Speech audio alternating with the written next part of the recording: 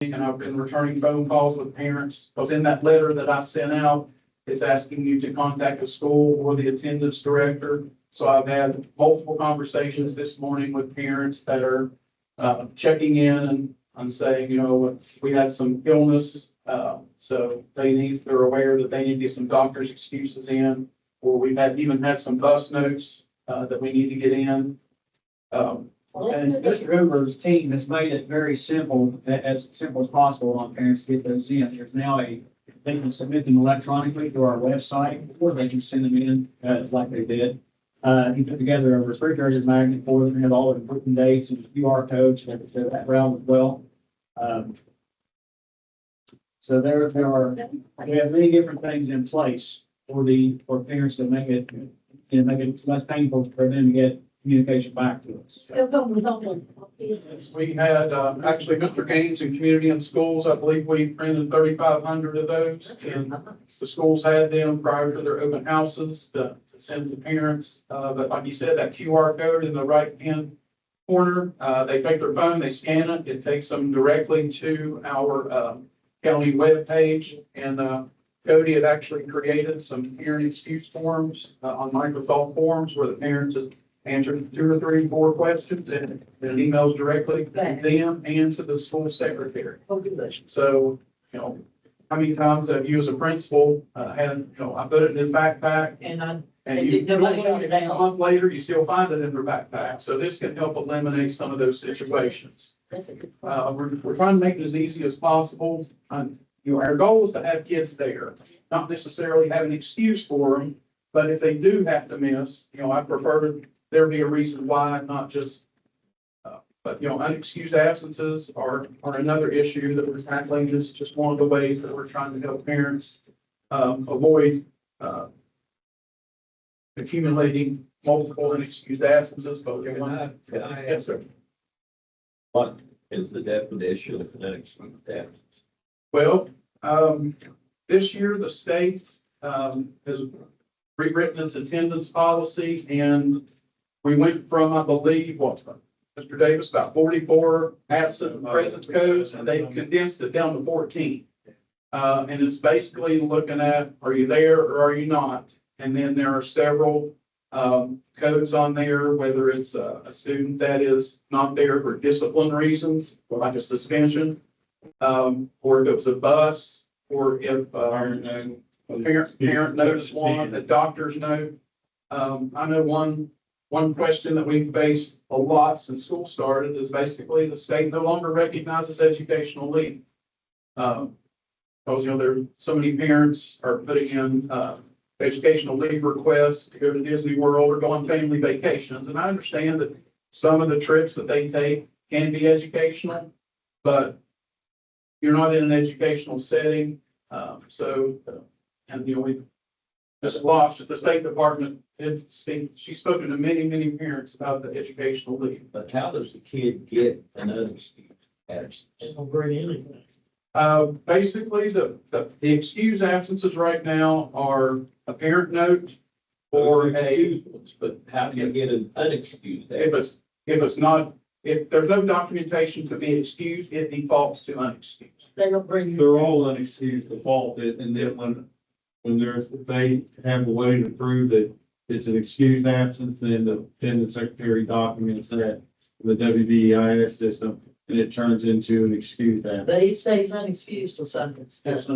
It's a default setting in the system, and until an excuse is provided, and it can be provided ahead of time, like doctor's notes or doctor's appointments, they can be coded ahead of time, but typically all absences, when they're entered, is an unexcused absence until an excuse is We provided. might need to, at the beginning of each school year, if the principals or whomever has that kind of thing to do, guidance counselors, we should put some kind of a statement in their packet that goes home that if there isn't a written excuse or a doctor's excuse, it becomes an unexcused. I think that would help us to do I will that. repeat what I've railed about for years. So you're not going to solve it, okay? If I'm a teacher and I'm teaching a class and you're in the hospital and Don Davis goes fishing have you both not missed the same day of instruction? So why is one forgiven and one's not?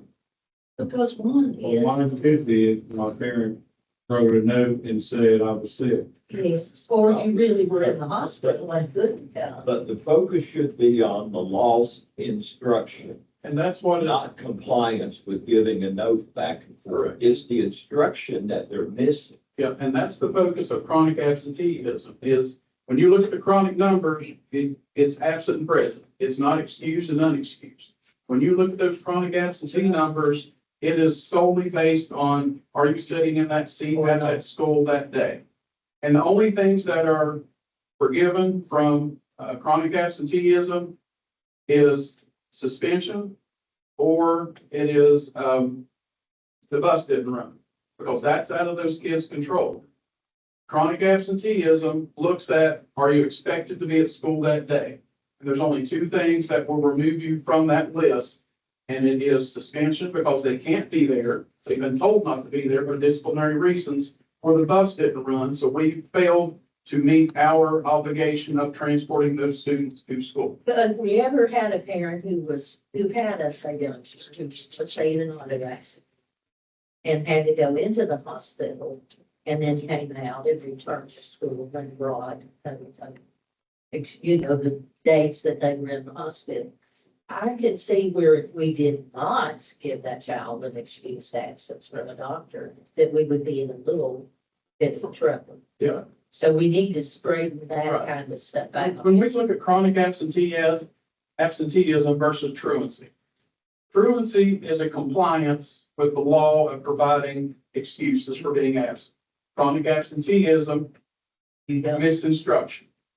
So when we file petitions for truancy, it is because they have they went over their limit of unexcused absences. but, you know, really, to be friendly and keep up positive kind of communications with their parents and their students, we need to maybe even take a step further and have or require doctor's excuses for sore throat, whatever.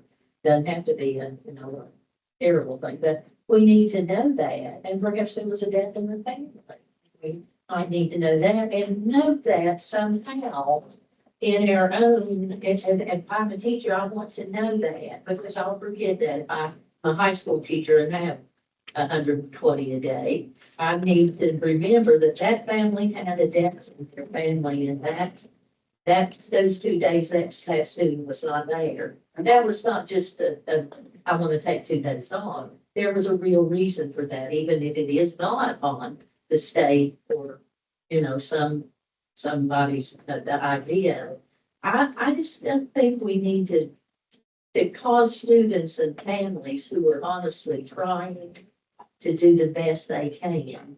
And I think at the beginning of the year that we ought to have something ready to go home to explain that. There's been a lot of communications on throughout the year, just remind parents about the importance of attendance.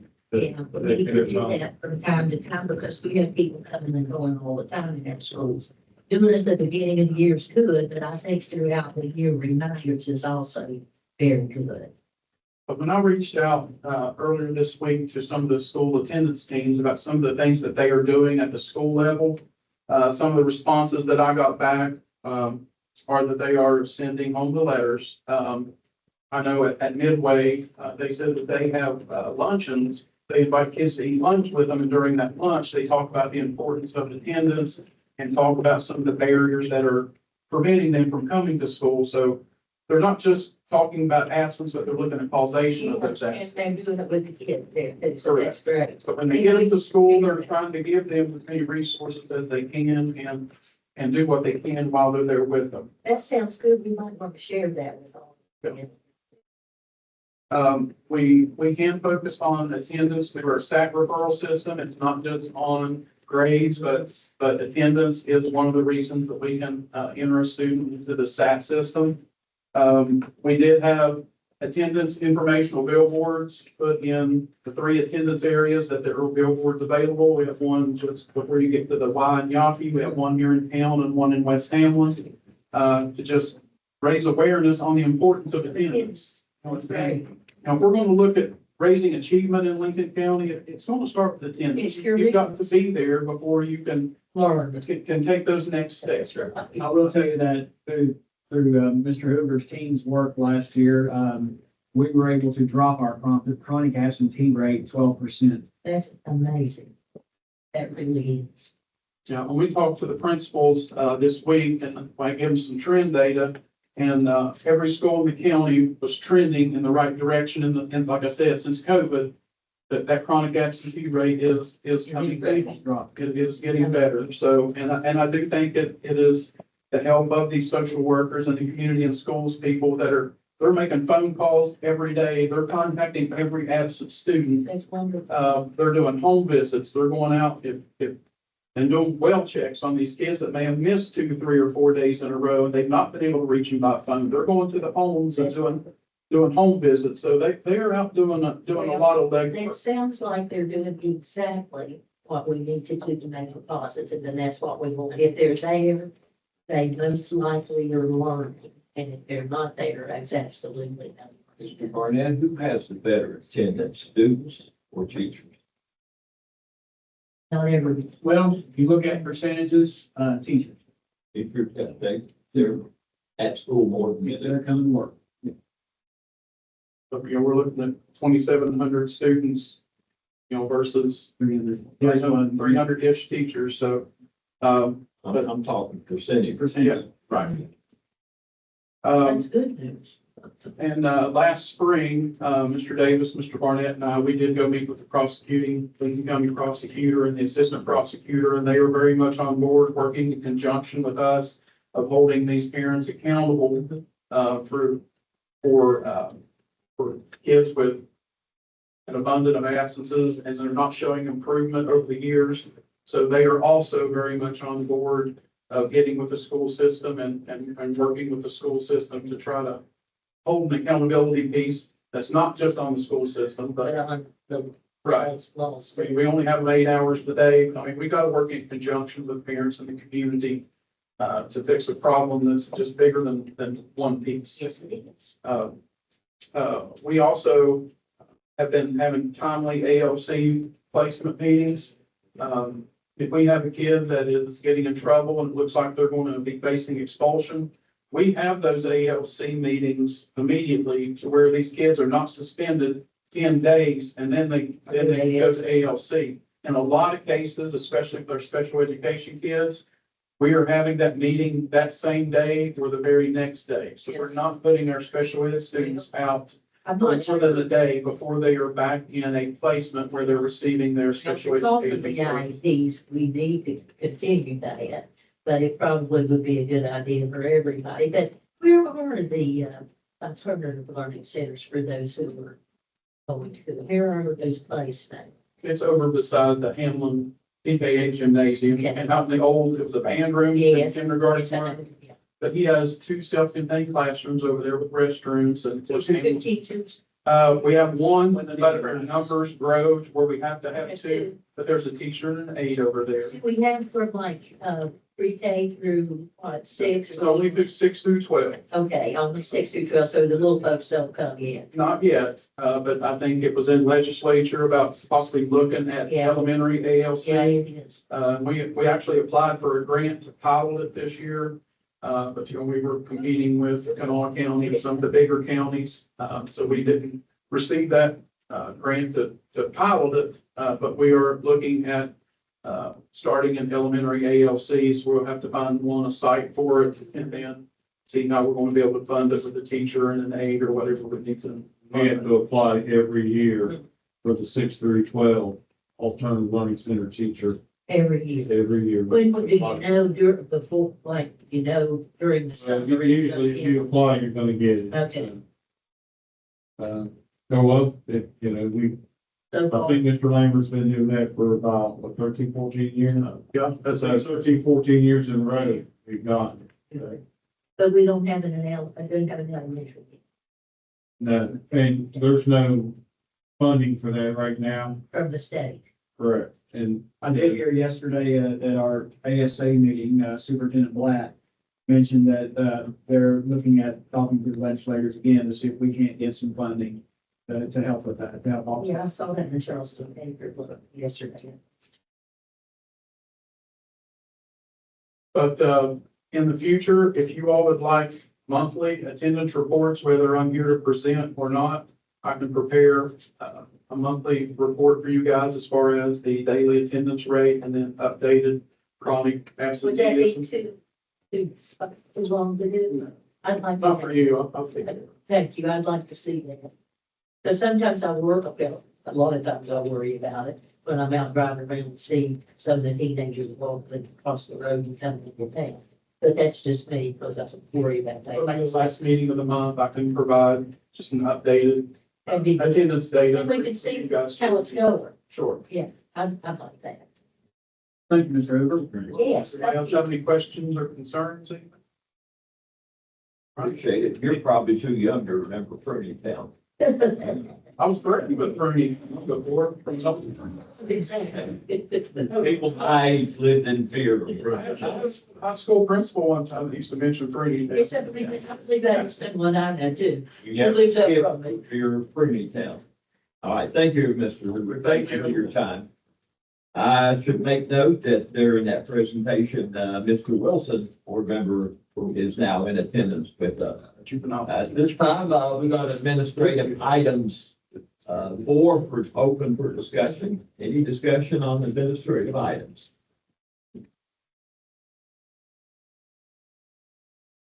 No discussion. I'll ask for a motion for approval.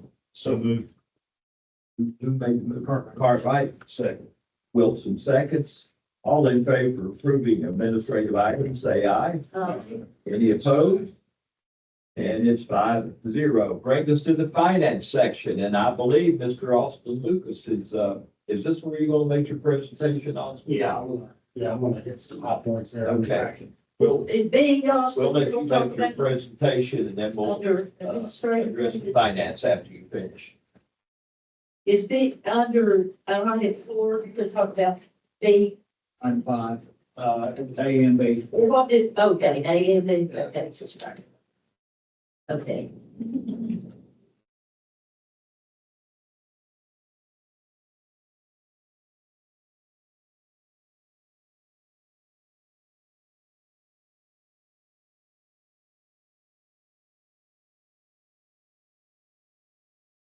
Okay, so I'm gonna go through the packet that you got in front of you and kind of hit, most of the important stuff. And try to help follow along. I noticed I didn't put page numbers on all the documents, but there's the contents.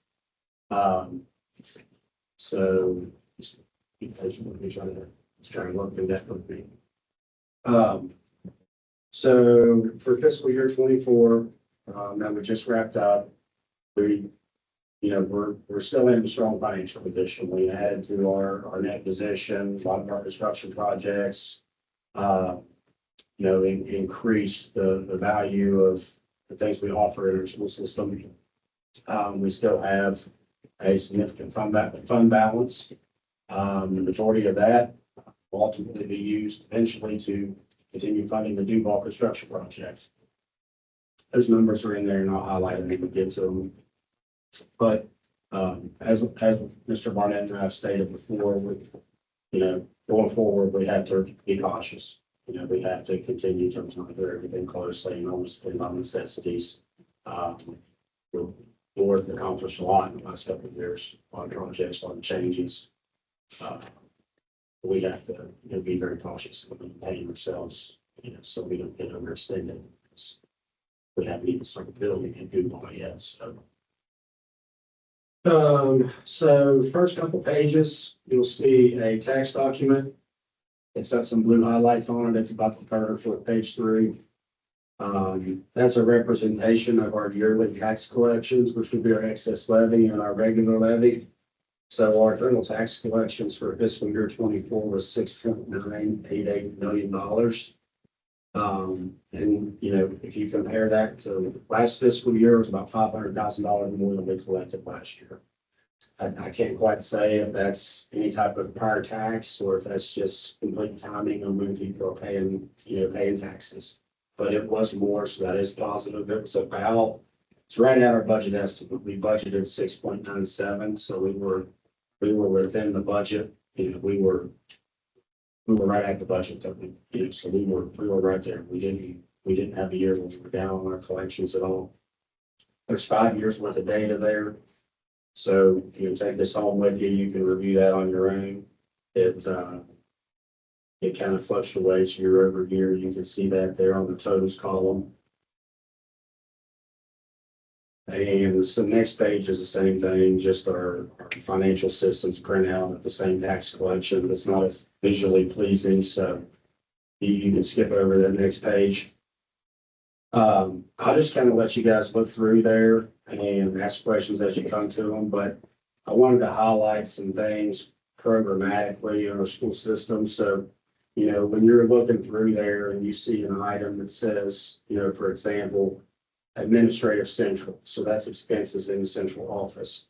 Last year compared to this year is about $200,000 difference. So I don't want you to think that, your central office is overspending.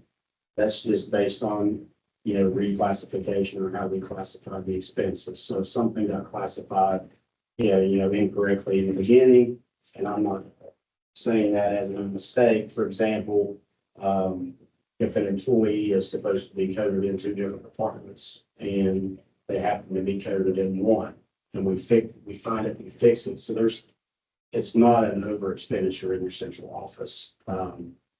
Sometimes, just as an example, or, superintendents could get lumped in the same program function in the accounting system. We fix that and put them in the correct program function. So the total expenses are relatively the same. It's just how they're classified within the building.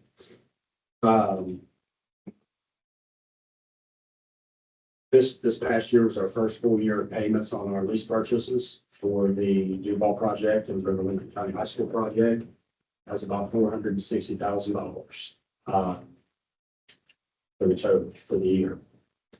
So we have that for the next 12 years, I believe. I have to check the documents to exactly, but that's not, don't be too alarmed by that number. We've historically paid lease purchases in the amount of about $200,000 a year for Lincoln County High School and arts, several different projects. Special education is probably one of our largest expenses right now. We are getting hammered in special education. Our special education expenses are about $1.2 million year over year. So some of that, the majority of that is uncontrollable.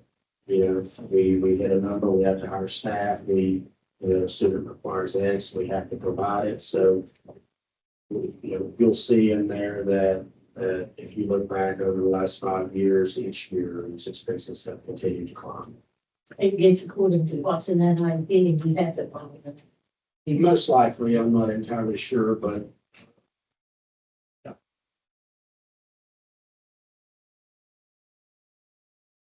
So what you'll see going forward, you'll see a lot of expenses on your monthly reports, each board meeting reports related to the capital projects, which is the Duval School. So on this past year's financial statements, we spent about $6.3 million in the athletic facility and the construction project at Duval.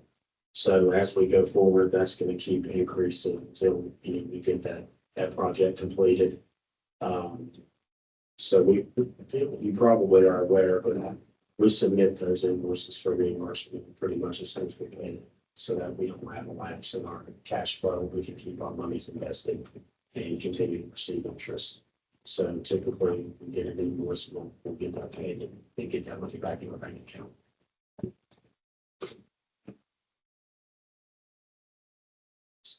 Our food service expenses last year were up about $300,000. That's probably reason for providing more meals, and food is also costing everything. That's with everything else. May I? Yes, sir. Yes, sir. Food service is 100% reimbursed, is that correct? Now it is, yes. But It was not. I have to check and get the exact timing of that, but I do not think it was 100% during the entire fiscal year. So the only place we could be over is if we had more cooks than was allotted. That's the overage would reflect under food service. Yes, we typically have a county contribution to food service of anywhere between $100,000 and $300,000. And that's just because, like you said, staffing, or because, food's costing more than, we're doing additional things. The food costs more, we're reimbursed for that, are we not? Yes, yes, So that's not really a factor, it's personnel. mostly personnel, yes. Okay, so when we're looking at staffing cuts in the springtime, right now, we're taking probably $200,000, we're probably looking at 5, 6 cooks perhaps, Across the county. across the county. That's costing us the old. Yes, I can send the food service budget to pinpoint exactly where the overage is. Well, you all are running it, I'm not getting in the weeds, I'm trying to understand this. Yes, yes. That if we're reimbursed, then we're gonna get the cost of food back at some point, but it's the personnel is why we're over. Yeah. And then you may get to the spring and you might not be able to do anything in personnel. You just might just be an expense you have to carry. But we're losing We students. like to bet on It's based on meals served. Yeah, it is. It's based on, and that's based on students. So Yeah, so right now, we're at the bare minimum at each school based on the meals that they're serving and what the recommendation from the child nutritionist for the number of cooks you should have for the number of meals that you're serving. Based on, and it's with each school. John keeps us updated on that probably, every couple of months. He shows us, hey, we're getting close. We may have to add a half cook here. If they keep serving, if the numbers stay up like this, or Based on the he'll amount of meals. say, drop it here. a couple of years ago, we were looking at cutting a position at the high school. And I asked the question, what was our participation? And then we had about 900 students, so we had like 500 and some eating. Now, if the federal government's going to reimburse us for the other 400, we need to be attacking that problem and getting those other 400 fed. At least let them take a tray. We don't care if they go away after they take a tray, but they need to be taking a tray so we can get that reimbursement. You're exactly. That's what I- Everybody who is able to get for your reduced lunch. Everybody. Certainly, Everybody. well, then we certainly need to push that. And they have been, when we've been over there many times during lunch and they've set up 4 different lines. And sometimes you'll think a student's not going to eat, but they're actually just waiting till the line dies down. Then So they get up there and get it. So we're seeing large numbers of participation. Good. We need that large number in all the At schools. all the schools. That's key to keeping those people on board and not cutting them. Yeah, it is. I emphasize that needs to be a focus. We're early in the school year, so let's focus on that. Now, in elementaries, I know that they bring their free and reduced forms back to the teacher of that grade. How do they do it in the high school? There are no. It's like, yeah. Okay, so everybody's free and reduced. Yes, if you know, if there's no free lunch, that's wrong. There There is a free. 95%, go through the reimbursement costs here until just recently. So Because sometimes I think our older kids don't want to do it, as much as the younger do. Even the high school kids, they like to kind of have their own time at lunchtime. on about page 9 of your document, so I apologize for getting those numbers for you. There's a item that says expenses by object compared to prior year at the very top. That expenses by object, which is similar to what we get in other financial reports, it will show you, that's the most broken down version of all of our expenses. For example, it breaks down gasoline, diesel, retiree benefit, health insurance, it's all your fine details. So you'll notice that, wages, you might sit there and think, well, we had to reduce, 25 positions last year. Why is our wages $1 million more? So there's an easy example for that. So when the state gives every employee a $2,000 pay raise and we do a couple of different little smaller things here in the county, you might have 30 less people that you pay them, but when you have 400 and some people that are getting anywhere between $2,000 and $3,000 additional a year. That's, your wages kind of reflects that. So, just keep that in mind when you're looking at it. You will see that, you'll see line items in there for what's titled sick leave funds. So you guys are well aware that was a pretty good initiative that the board did. They have much better staff attendance and that's giving a little bit more money in the pockets for that. Last year, we paid out about $180,000 in attendance and sick bonuses. But on the back end of that, it ended up saving about Yeah. $8,000. I saved, yeah, roughly about 10 grand, so that was a net positive for me. PIA, health insurance. Everyone knows that those increased, so we're up about $900,000 in our health insurance in premiums for the entire year last year. How much? 900,000. That very Almost a million. That's employer expenses and, there's employee, increase as well as employer. So the county, the Lincoln County Board of Education picked up $900,000 for health costs. Yes. They're showing great, yes, it's very. We don't get reimbursed for And then that. we get a healthcare, yeah, we get an allotment for in the state aid for our PEIA, yes. About how much percentage would that be? I can tell you, but my internet's not working, so I can't pull up that. Maybe I you just have, have the, yeah, I just have the total expense in front of me, but I'll make a note and get that back to you. okay.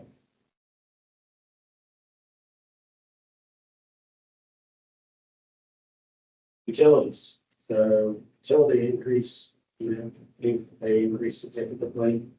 We're up about $25,000 on natural gas, and we're up about $100,000 on electricity. Not much control that we have on that, but I see other counties sometimes, their county commissions, board of educations, they'll band together and they'll write letters to the Public Service Commission, when there's a rate increase, things like that, that may be something we can consider. 1%. We did that. We've already on that, we did that. It's not a big back. The Public Service Commission denied the. Denied. raise. Yeah, so we're. I mean, the next week we'll come back. Doing a small part on this, that was a good move. Diesel expenses were actually down last year, so. Gas and diesel prices are still high, but they're not what they were in 2023, so. What's the diesel, what is the relationship between our diesel buses and their regular buses? Like how many or how many? I don't have that. Is it significant though? We don't Also? near- It's a difference more diesel. Yeah, we don't. Yeah, so we're really saving that. Well, that's reimbursed as well from the state, is it not? Yeah, So that's not really. So it doesn't hurt, I mean, it doesn't help or hurt us. Well, it's an expense until you get the reimbursement. Yeah.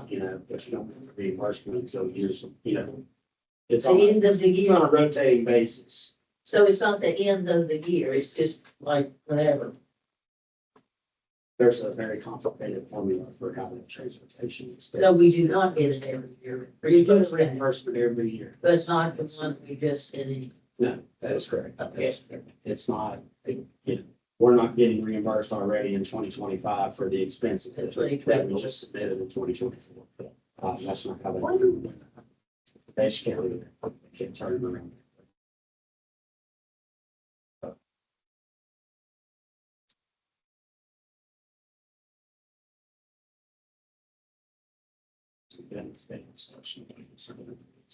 So in the middle of the packet on about page 16, that's always interesting to the board. That's our vendor payments. All of our vendor payments in excess of $250.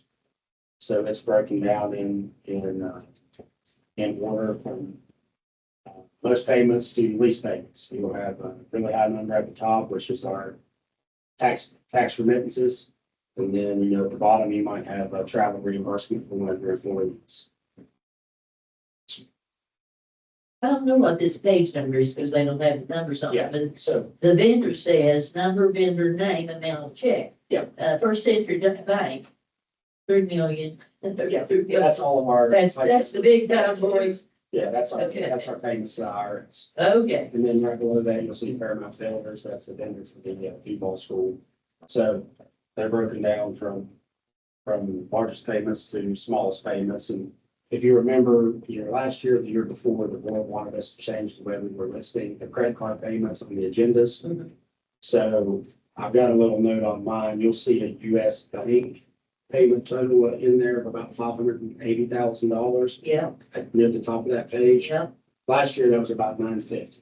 So we're continuing to try to get all of our purchase orders made out to vendors instead of a credit card, so that the board has more detail. yeah, good point.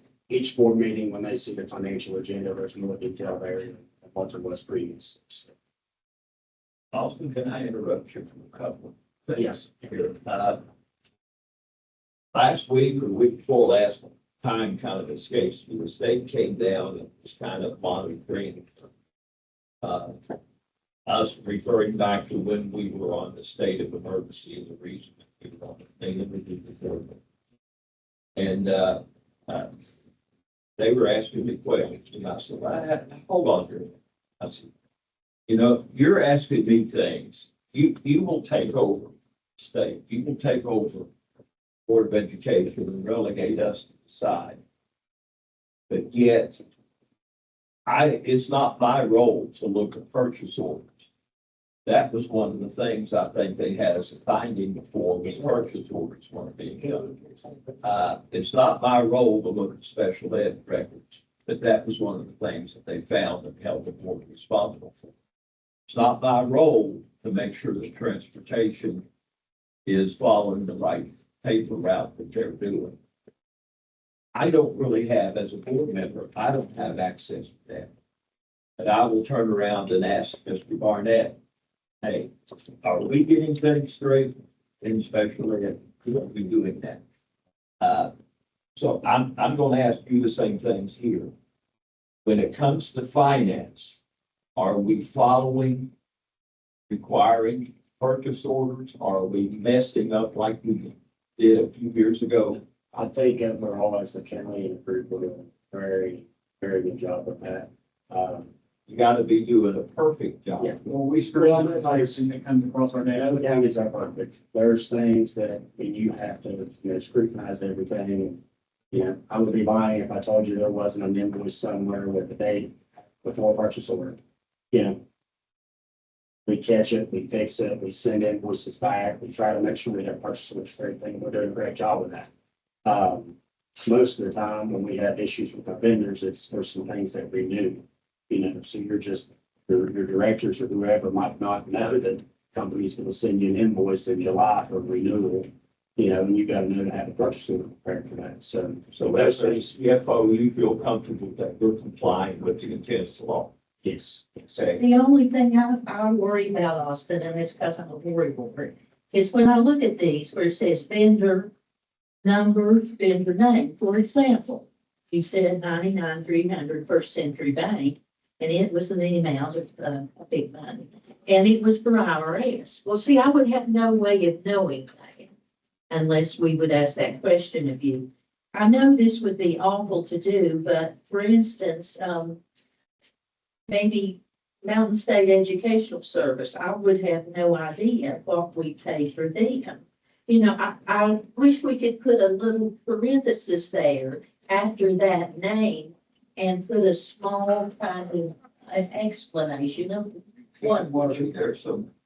Well, I don't know why we couldn't There's pay so it. many different programs that go through Mountain State that you can't do. Yeah, that. that's what I'm just talking about, Mountain State. I'm talking about Delta Dental, I'm talking about Poca Valley Bank. What do we do with those people and why do we owe them?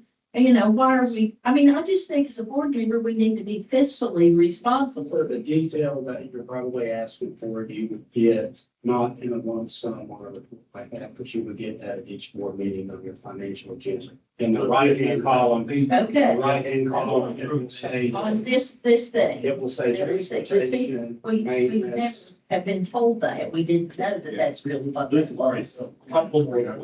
Yes. Yeah, but you have to do it on your own. Are we operating with any accounts in the red? No. We're all good on all of our accounts. We're not doing any, okay. See, I would, excuse me, go ahead. are all of our reports, such as reports to,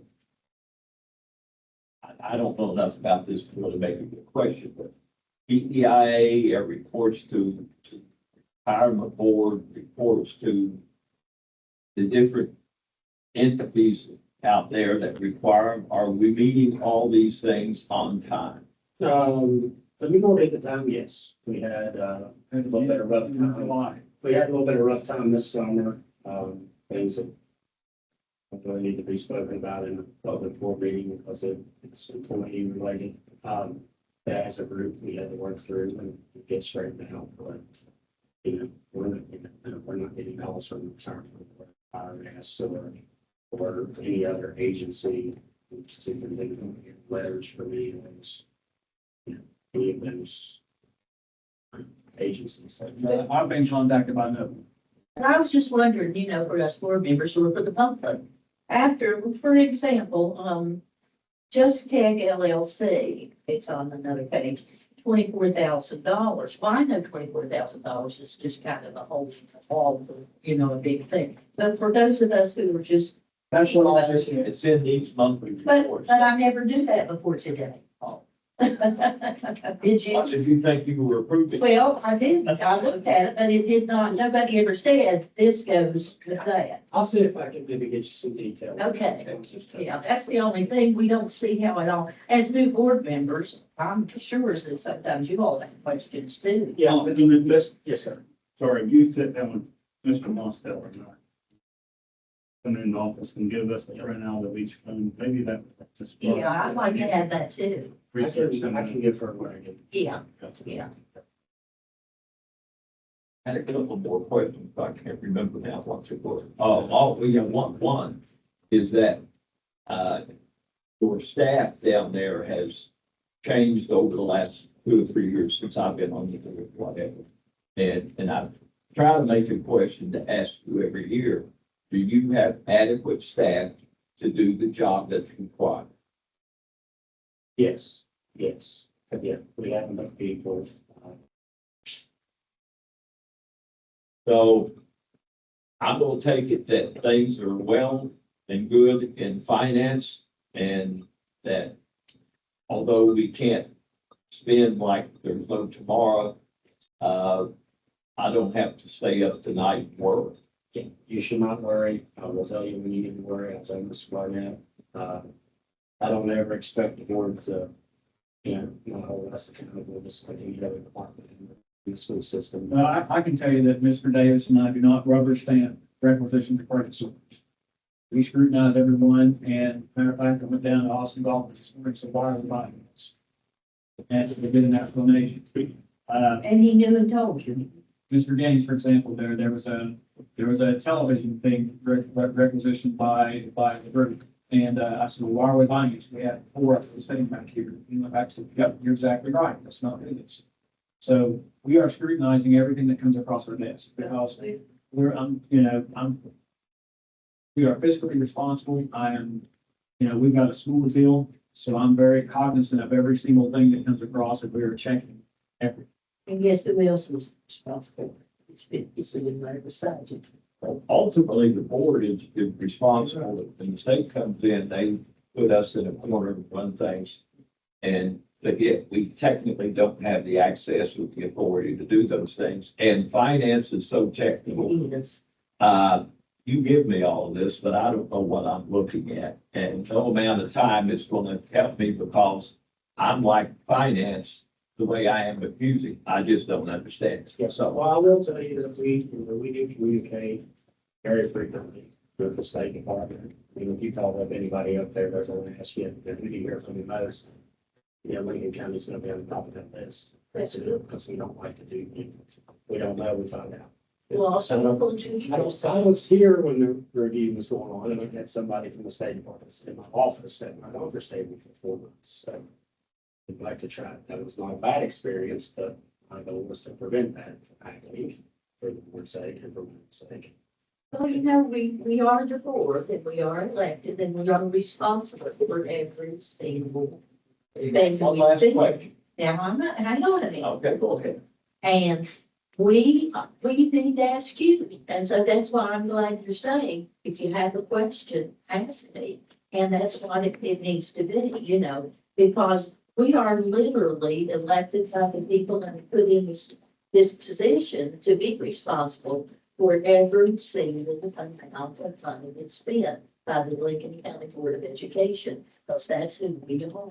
There's a lot that goes on. I mean, just because we don't have as many students as we had, say, 10 years ago, or staff, we're managing. There's still, we have to We're do. managing more money, processing more invoices, more purchase orders than we ever had. You know, we didn't have a $13 million grant from the federal government 5 years ago, 2 years ago, 3 years ago, 20 years ago. And Thank goodness for it. yeah, more reporting than ever, you just have more things to do, so it's constantly, I want to try to get everything done, it's just And done the right way. definitely no time to sit on your hands and watch it all match. I just trying to make sure everything's getting.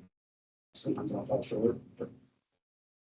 But under our What we person, are doing every day is we're there working and we're constantly chipping away. and we are responsible for asking questions and you telling us what this is spent for. You know, I wouldn't know what the parchment in CLLs or Shirley Cover, or whatever all these lists are. But I need to ask sometime, you know, what is this expense for to this particular company or person? And I think that as a board, we are responsible for that, ultimately. I've got one more page that I wanted to just reference and you ask me some more questions, but somewhere near the back, about page 31, 32, there's gonna be a statement that shows school funds. So those are our school fund balances that, so if you look and it says Lincoln County High School has a cash balance of $424,000. Just know that that's every single program that's in our school. That's their auto mechanics program, that's their faculty senate funds, that's their football funds, their booster funds. That's all funds maintained by the school. And that all schools are listed. Last question.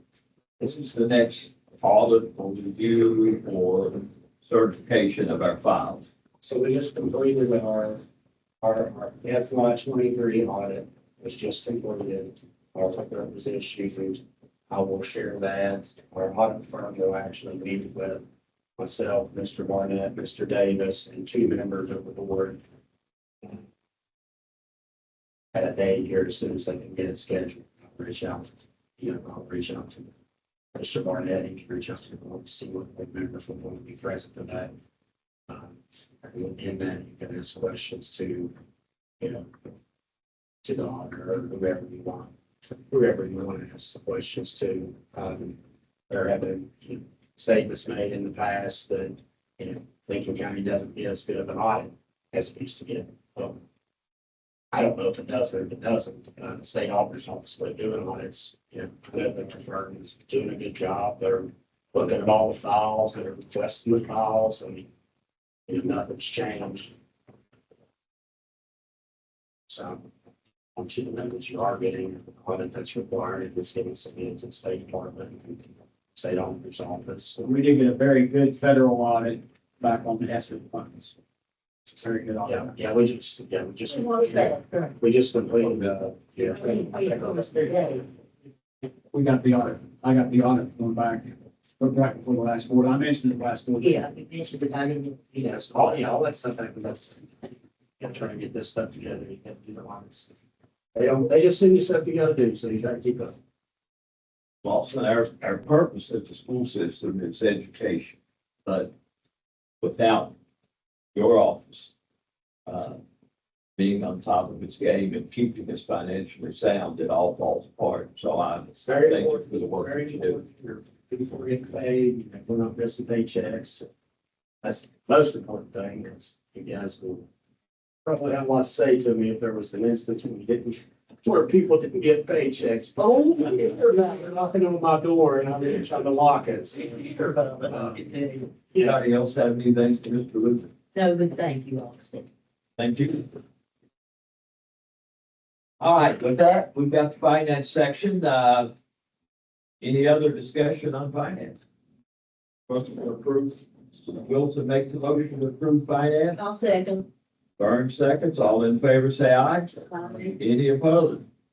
4-0. Bring this to the personnel section, the blue sheet. Any discussion?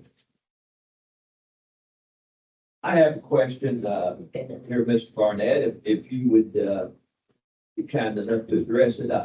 Obviously, the big thing on here from publicity wise or from the public that I've been hit with last week is the principal at the high school. Can you tell me how that position, has been determined? I will defer that to Mr. Davis. He's the chairman of the interview committee. Okay, so we use the frontline application process, and, for this particular position, because, you know, it's a very prominent position in our school system. Typically, the minimum that you have to post is 5 days.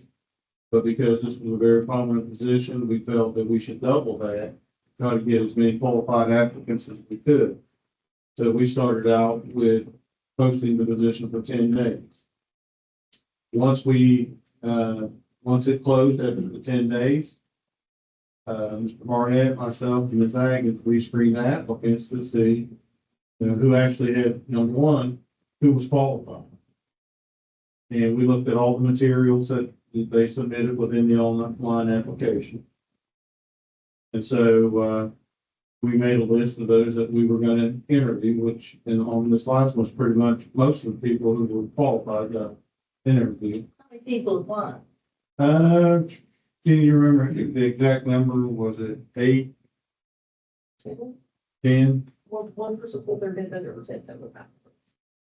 And we interviewed 6 of those. Sometimes they'll apply and not have the certification. Yeah, Right, so we don't waste our time yeah. with those. So, and then Tina will call those people and set up an interview. Now, I put the interview together and at the board's request, we do a 5-person interview committee. And we use our directors. Central office staff, Yes. any principals? We do not ask any of the principals, no. And I think the question had come up, do we involve a staff member from the school, where a principal is gonna be hired? That has not been our practice, and the reason why we don't do that is because we all know in every school there are factions, there are cliques where, people belong to different cliques. And especially if you have multiple people from the same school applying for that position, whoever they send over here is already gonna have a baby. And they're already gonna be in trouble. Correct, so, and even if they send the faculty senate president, the faculty senate president, yes, they represent the faculty when it comes to the faculty matters. But, and they could, even if they wanted to, they could send they could hold their own meeting and send a recommendation over who they would like. And if they're taking a vote, but, we don't allow anybody from the faculty to come over and participate just for the reasons that I just spoke of. Policy allows the faculty, policy 5,000 allows faculty senates to be involved in the hiring of teachers. But that's it. There's nothing in code that says that they have to be involved in the hiring of the principal. So, and in all of our schools, the faculty is involved, and they can choose not to be. If they vote that, hey, we don't even want to be involved in the hiring of teachers, they can do that. And they have to take that vote at the beginning of the year, they have to take it at the semester, and then they have to take it at the end of the year for how they're gonna do it in the summer. Okay, so your 5-person committee interviewed these people. Correct. Okay, So, and again, we look at all the materials submitted, So give them the copy of the bigger. absolutely. We give them all, we look at everybody on the interview committee gets a copy of all materials submitted online. And then Tina calls them, sets up the interviews. We bring them in. For this particular position, we did 20 questions. And so we have had interviews in the past where we didn't have time limit, and one took about 2 hours. So we decided, we don't need to listen to somebody ramble for 2 hours. So we put them on the clock. We gave them 42 minutes for 20 questions, put them on the clock. And when we're finished, once we interview all of the applicants, everybody on the committee gets a choice sheet with 2 choices, their top choice and their second choice. And they have to give justification on that choice sheet as to why that person is their first choice and why the second person is their second choice. And so we take those and we give them to Mr. Barnett. And then Mr. Barnett, he can choose, if it's close. In other words, there's say two names or even 3 names that are on a lot of sheets. He may decide to do his own interview of those people. Typically, if it's a slam dunk, one person is the prominent person, then he may not choose to do that. He may just go with what the hiring committee is recommending. Let me see if I've got this straight. We advertised it for 2 weeks. We had several applicants. We interviewed 6. Of those 6, the interview committee voted unanimously. And for the Lincoln County High School position, all 5 members of the interview committee had put the same name as number 1. We didn't have the same name as number 2, but we all have the same name as number 1. The person that is on the agenda is a unanimous recommendation to Mr. Barnett. Yes, sir. From those 5 people. That's all I was getting at here, to make sure that we had the interview committee involved and there was consensus on this part. Mr. Barnett is recommending the person to the interview committee. Correct? That's correct. And just for my, All right. Anybody got any other thing? Yeah, he's asking a question. the interview committee is five people, right? That's you and the same. Mr. Miller was on the committee, Mr. Gaines served on the committee, and Ms. Shortridge was on the committee. Trying to represent each department. Sure. Okay. But just to kind of, this little matrix right here, also with the state code that I gave you, it tells you what each of these different sections are and why they're on here. So like, for example, I placed everybody's name on it that applied for the position. Section 1 says, do they have the appropriate certification? So I went through and I listed yes or no, they have the appropriate certifications. Because if they don't have it, we don't need to include them. Right. And then, of course, you've got the other items that they have to have, the amount of experience based on the position. So for example, it was a principal position, how many years of experience that they have in an admin role. So that was something that we had to look at. Their degree level, academic achievement, whether they're a nationally board certified teacher or not, that comes into play for teachers and principals. Any specialized training in the job description, the board had approved that it would say 2 years or more admin experience. So that was a specialized thing that we had asked for. We did interview people who did not have the 2 years preferred, but we did interview some people that didn't have that. And there's county seniority also comes into play and their past evaluations.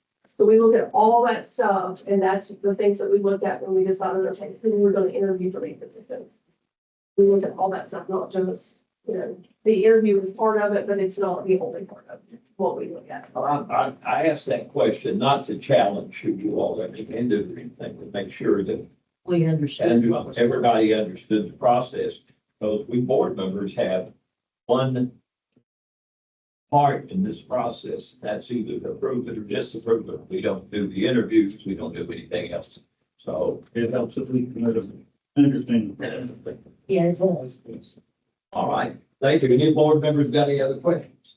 If not, personnel, schedule discussion is still open. If anybody thinks they've got anything else to say, if not, I'll ask for a motion to approve personnel. Make a motion. All right, makes the motion. Wilson second. All in favor, say aye. Any opposed? Brings us to employee discipline. Before we do that, that's an executive session, item. Let's skip down to comments and concerns. Anyone have anything? If you can, everybody can turn around behind them there. I just want to give you an update. I met with the architects, this week. We got kind of renderings of what the building will look like upon completion. Those are the color schemes for the block. We went with a black look on the window, frames and the cap on the top of the building. So that's kind of where that would be. All right, good. I'll work again. Click on it and then Cafeteria. Right there. Fingers right there. Move on to the gymnasium. Has the big yellow jacket in the middle center of the floor, and it's the yellow jackets on either side. That's a solid wood floor. The stain on the, where the top of the key is there and the 3-point line, that'll be a different color. We talked to them yesterday. The bleachers they're like they are at the high school. They're individual sections. The full. They are the pull-out both sides, but they're individual bleachers, but you have to, we're looking at perhaps adding a section of orange bleachers, a stripe, if you will, on either side. So he's checking into that for me. You can see down on the end of the wall there, the padding for it. How many will they see, right? 500 plus. Okay. This is the STEM room, science, technology, engineering, and math. It's kind of a room that like CTE programs could use or science programs could use. It's not a classroom. It's a room that will be versatile, used for anyone. This is an actual elementary school. What the rendering of the elementary school room will look like. You see the cubbies over there on the side for them, the casework and the sink. I thought we cut. And the only, not in the elementary side, we put it in the middle school. So you'll see that each wall has an accent color, or one accent wall. And we have a latitude there when we get closer to time to say, okay, we want like every other room a different color, or we want two rooms. And so they try to stay through with the orange theme throughout without overpowering everything. This is a resource room for like a special education room, for students that do pull-out programs. And you see there that their accent wall there actually blue. And this full floor here on the right, or on my left, will be a restroom. Inside the room, there will be a panel right next to the door, and in that panel will be the thermostat. So you don't, and light switches and things, so you don't have a switch here, switch here, switch here, switch here. Everything's combined in one unit. So I just wanted to give you an idea there of what they, How many total classrooms will the school have? oh gosh, about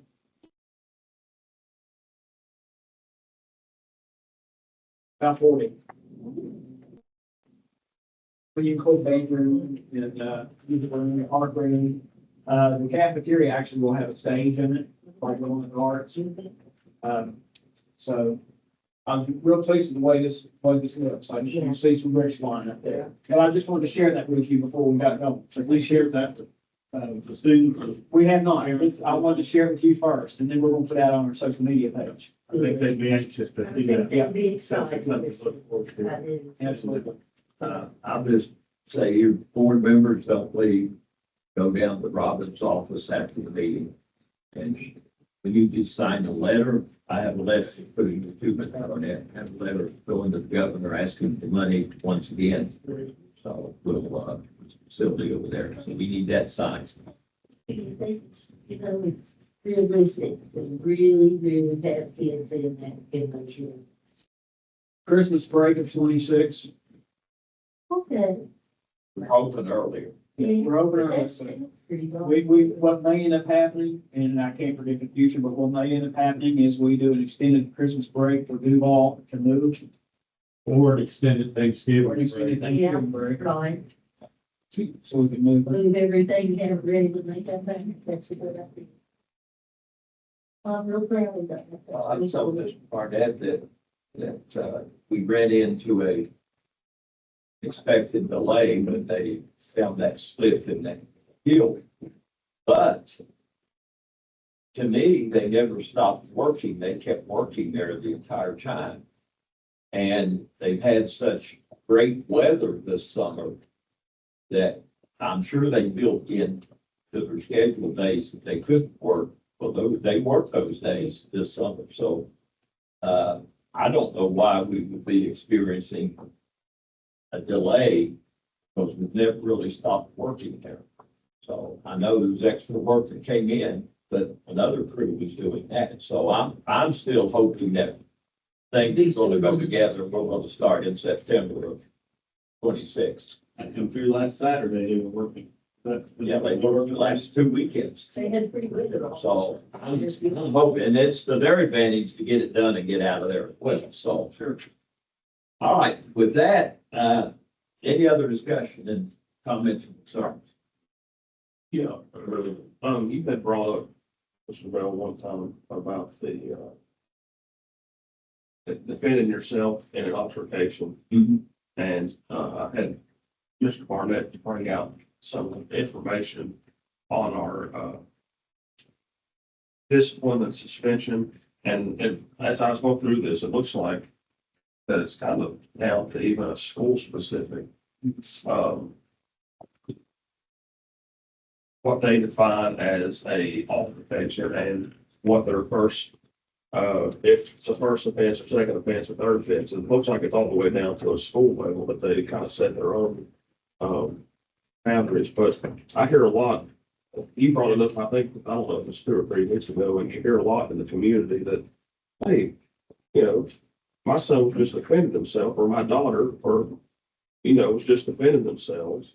And, it always comes back to say that they say, well, it's a county policy that if they throw a punch, then it's an automatic, whatever it is. I just think we need to put this on the agenda, to talk about in the future and to discuss. But I don't think we should live in a county or country that a person can't defend themselves. I agree with We don't you. need to know that. I agree. Struggle with the other, that If, administrator or teacher can't determine faults. And in some cases, that may be the case. And look, in most every fight, there's rarely an occasion where the kids throw a punch at the same time and land at the same time. And there's rarely an occasion where there's not something pretty fight that happened, whether it's on social media or whatever, whatever, that made them, the parties angry at one another or participating in the fight. Now, state code says there are 3 things that you have to suspend and maybe expel. One's just assault against school personnel, selling drugs, and of course, weapons. That's 3 things that there's no question about it, it has to happen. Does it put the days? For a physical fight now, let me stop you. okay, Let's put this on the agenda for, Next time? Tuesday night. Can we get it on there for Tuesday night, Robin? Let's get it on the agenda Tuesday night and have this discussion then. okay. Yeah, and then Okay, give us Can we do time to that? go over these. all right. So do you want? With that, Vote on it? I'm, going to ask for a recommendation to go into executive session to discuss employee discipline. Oh, well, Mr. Wilson's got something else. I don't think so. I think just the discussion, we need to vote. Robin's asking if we want it. Concerns, make, like we do the Duval, make that one of the. Robin's asking if we want it as a vote item on the agenda or just a discussion. I would think that we want it as the discussion, and then when we determine something, we give it to Mr. Barnett and his staff to write up a policy for us. And then we The adopt. following week. Is that all right with you all? That sounds good. Okay. Let's do that. We ready to go into executive Yes, session? I make a motion that we enter into executive session. Okay, Wilson, Second. Cartwright, all in favor of going into executive session, discuss personnel matters, say aye. Any opposed? And we are adjourned to go into executive session.